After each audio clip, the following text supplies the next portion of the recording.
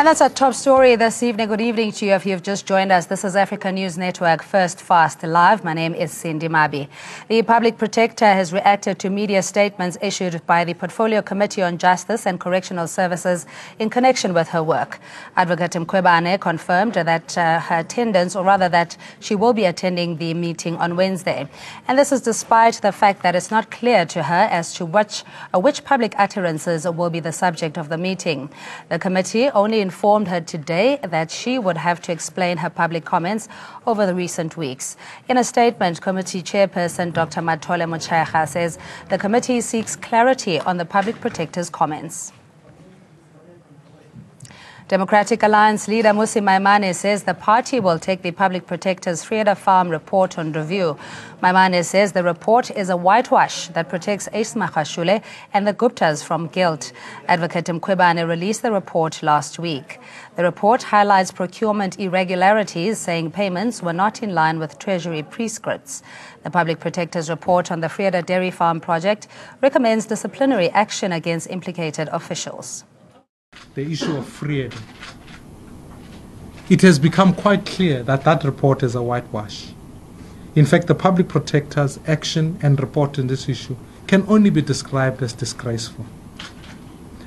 There are manifold omissions in the report and failures to even investigate even that which is in the public domain.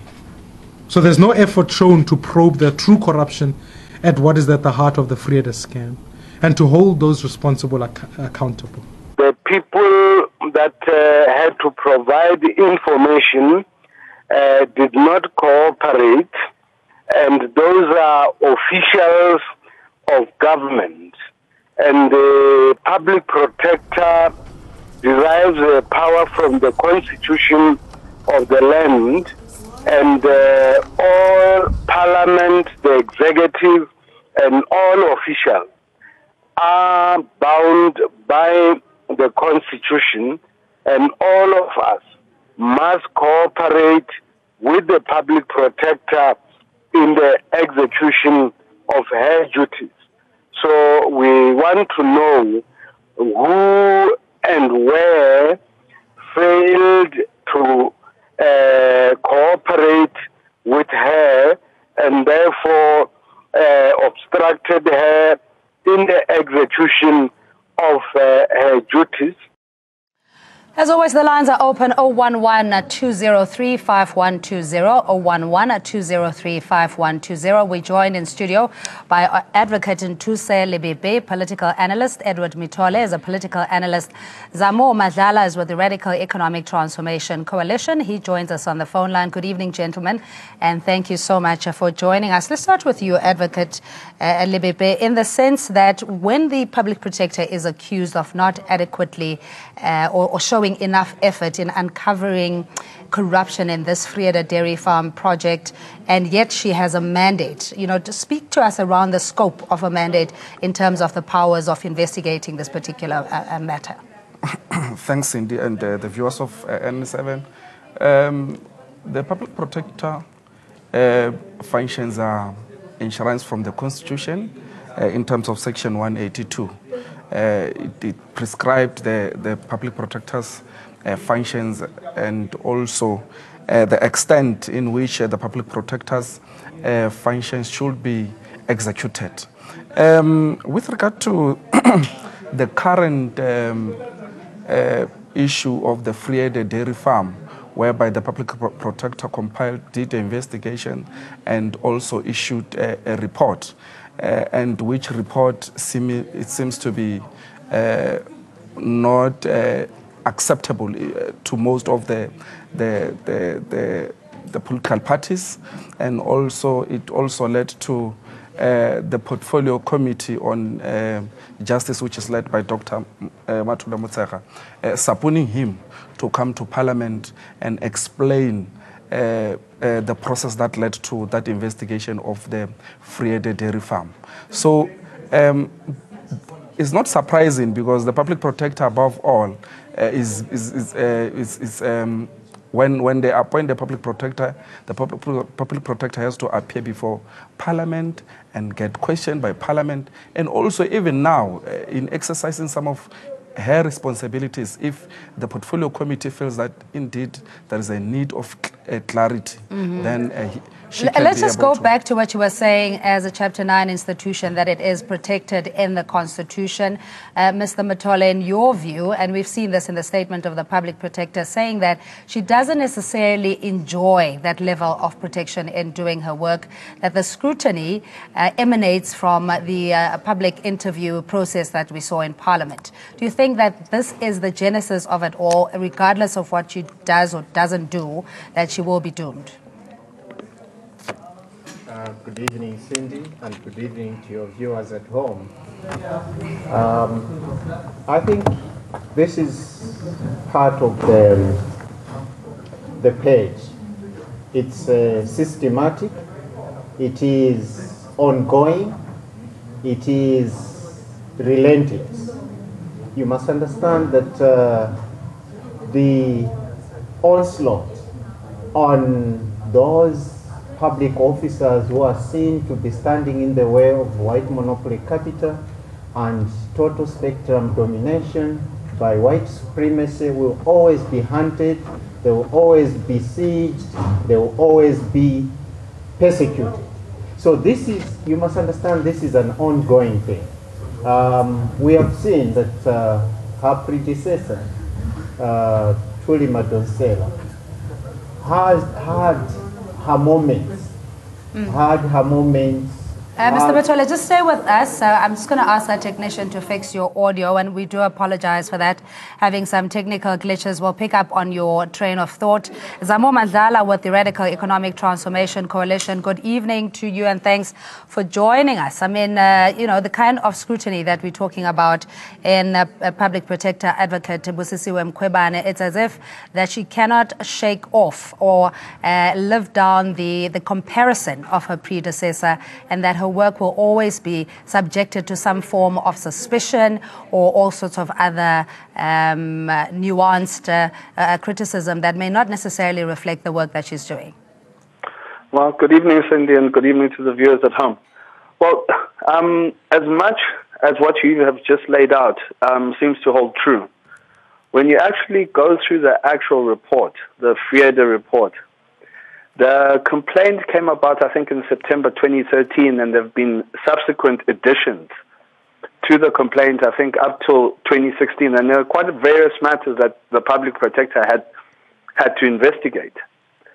In terms of the investigation and in terms of her being the public protector, from our point of view, we would have expected that in her findings and remedial action that she put across, we would have expected some protection of the 80 beneficiaries that had been enlisted initially. She, in our opinion, we don't seem to think that she had gone into enough detail in terms of the companies around, because there is information that is there that is literally stated throughout the report that is supposedly common cause.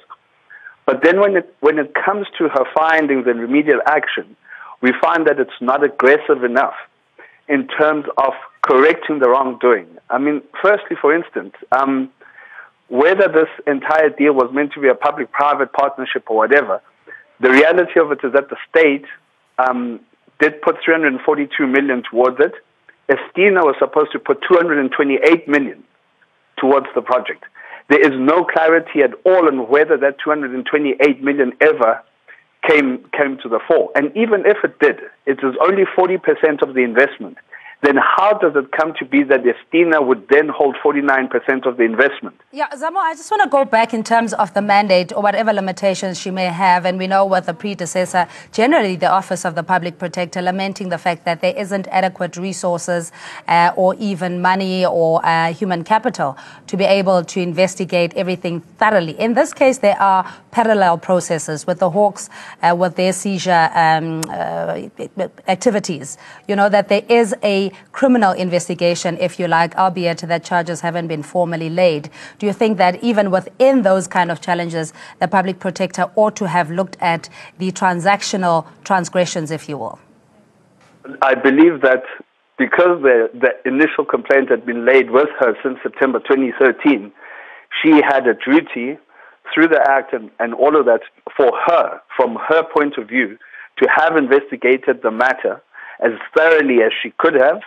And there is precedent that has been set within her office that when she runs out of resources, she can literally throw wide-ranging findings out there and say, I have not been able to investigate the following. I believe that the following could have occurred.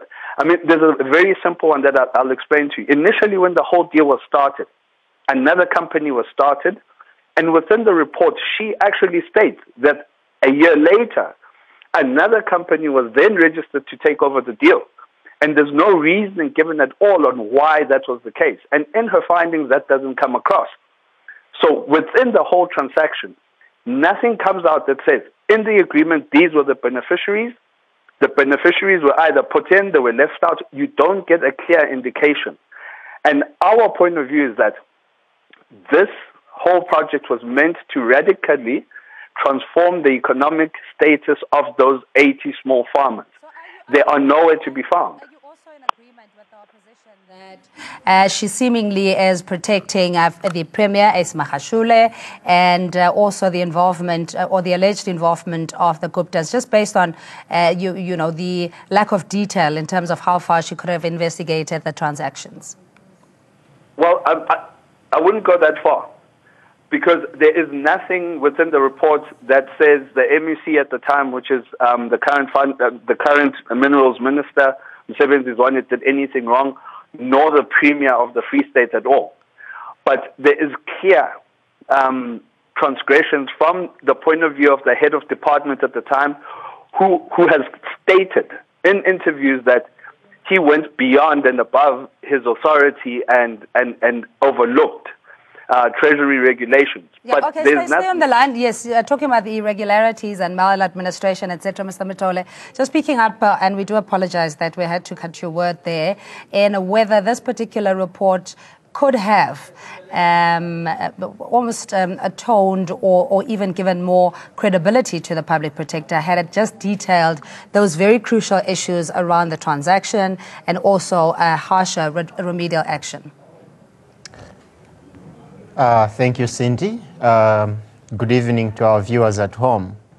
What I was saying was that it will never be enough as long as those who want to maintain domination of a total spectrum in this country say that this is not enough. Because we must remember that her immediate predecessor, Thuli Madonsela, never went through such persecution and siege from white monopoly capital. We must be clear here that the narrative of anti-black is coming from white monopoly capital. Thuli Madonsela performed her work in the Office of Public Protector without any hitches. She undertook investigations, reported findings to Parliament. There was no one who took her, who persecuted her regarding the technicalities, regarding the substantiveness of her findings. But today we are surprised that Advocate Mkhwebane, straight from the word go, has been subjected to a lot of scrutiny around the substantiveness and technicalities around the reports that have been produced. But how much of that is also self-imposed in the sense of fully understanding the limitations of her power and resolutions? If we take the example of the Reserve Bank mandate being expanded, we know now that has become an ANC resolution taken in the elective conference. The issue that she had to even retract some of those statements due to public pressure, etc., and the accusation that she is protecting President Jacob Zuma and the Guptas. Is this something that reputationally, what do you do if you as a Busisiwe Mkhwebane want to instill confidence back in the office of the public protector? There are two issues, Cindy. One is even if her report had been perfect, even if her reports around Reserve Bank and ABSA had been perfect, she would still be subjected to scrutiny. You must understand that the agenda here is to remove her from the office, and then they appoint another office holder when the new ANC administration takes over. It means she has run her course. Her mandate expires now that Zuma is getting out of office, because she will not serve the agenda of the new administration that is coming in. So she will always be subjected to scrutiny.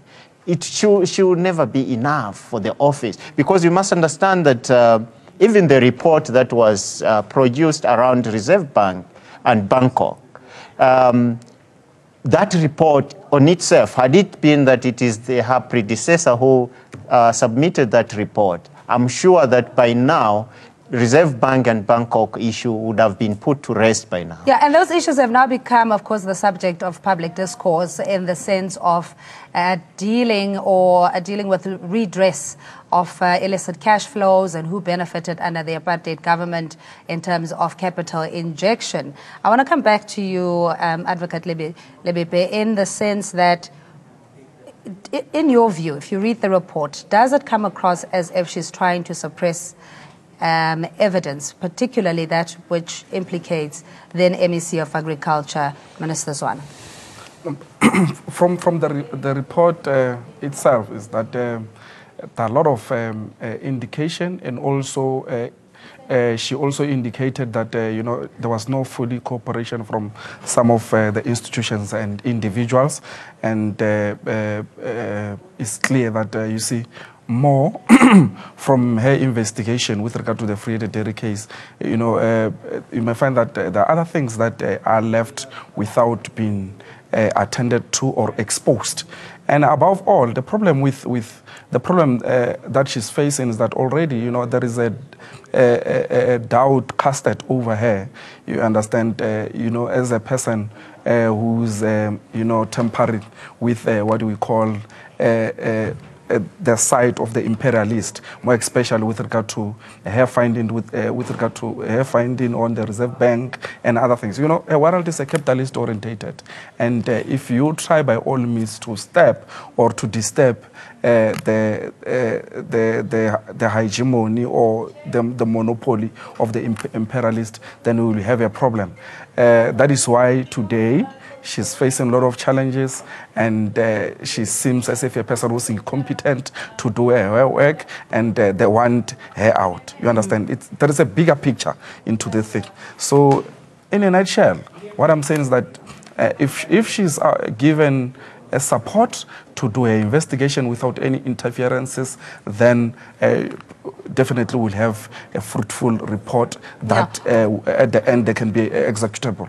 Yeah, and if we take what the chairperson of the Portfolio Committee on Justice and Correction said, that it is about public utterances that she had made, the EFF highlighting the expansion of the judicial inquiry into state captures more, that in itself is a red flag. Is the public protector, in your view, almost being prescribed to as what she ought to say, do, and if she doesn't necessarily fall within that particular prescription, that she is deemed to be out of line?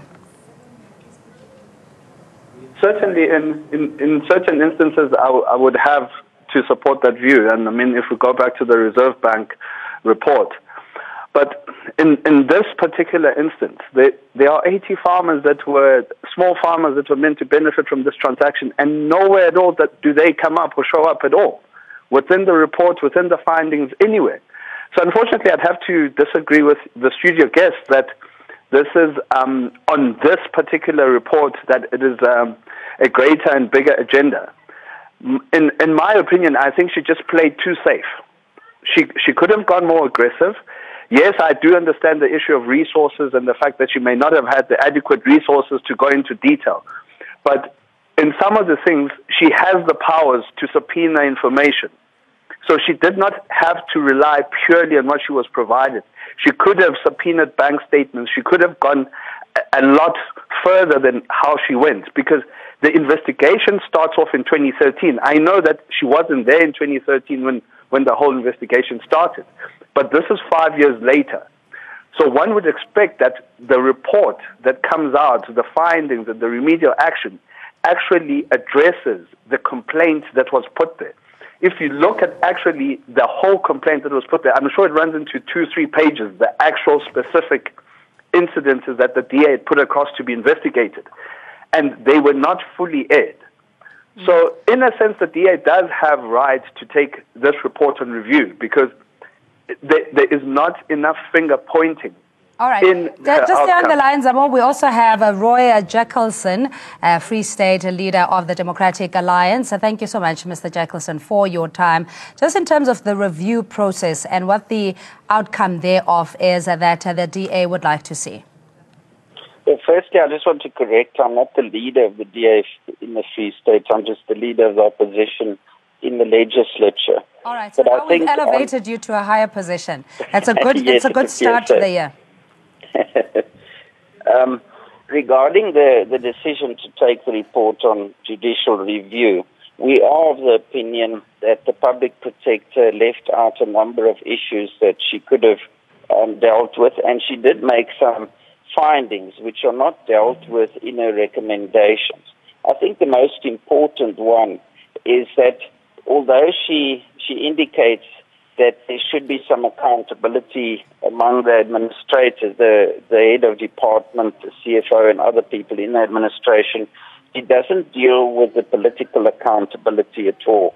We know that the contract, the very controversial contract between Estina, who were both the implementing agents and partners in this project, which in itself a conflict of interest, that contract between them and the provincial government was drafted in the office of the Premier.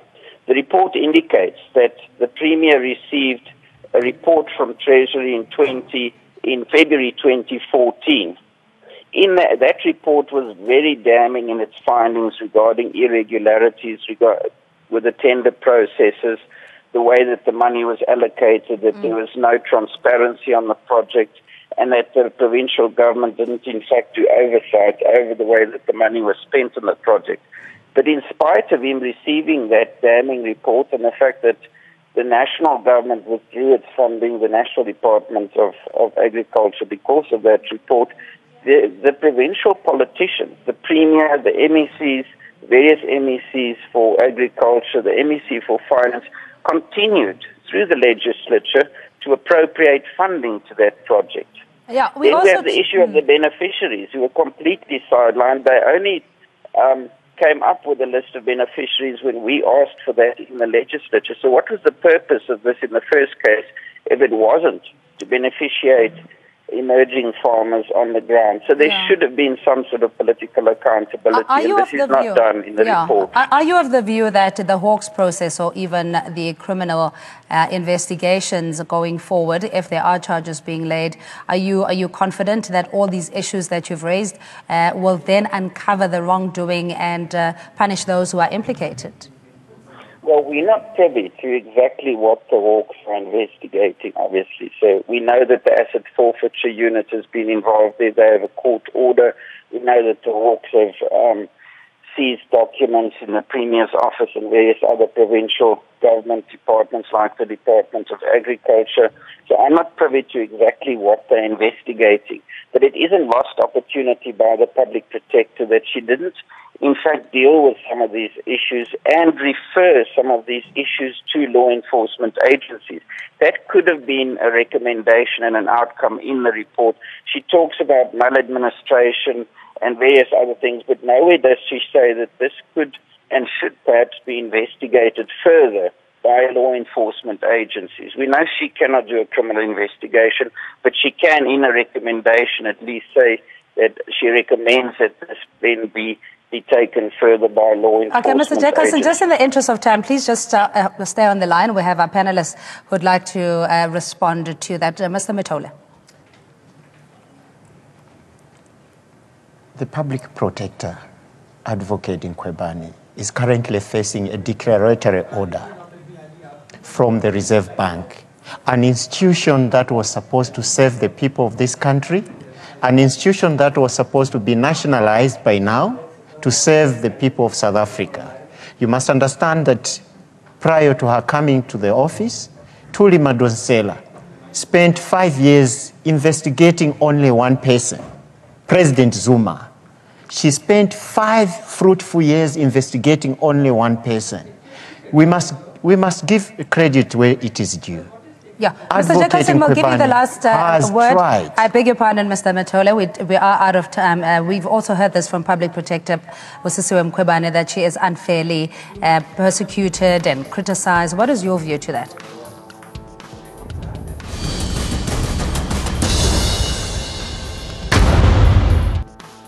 All right, we'll continue with other stories now, still pertaining to the Public Protector, who confirmed that Minister of Cooperative Governance and Traditional Affairs, Minister Des van Rooyen, lied to Parliament when he denied visiting the Guptas. And the Public Protector's investigation found that Minister van Rooyen misled the National Assembly when he replied to the questions of ever having met with and visited the residence of the Gupta family since taking office. The Public Protector recommends that the President act against Minister van Rooyen within 30 days, and that the report is tabled in the National Assembly within 14 days of the President receiving it. And that's where we'll leave it for the moment. Advocate Ntuse Libebe, political analyst, Edward Matoli, political analyst, Zamu Madlala, Radical Economic Transformation Coalition, joining us on the phone line. Thanks for watching. We'll take a quick break. We'll see you shortly.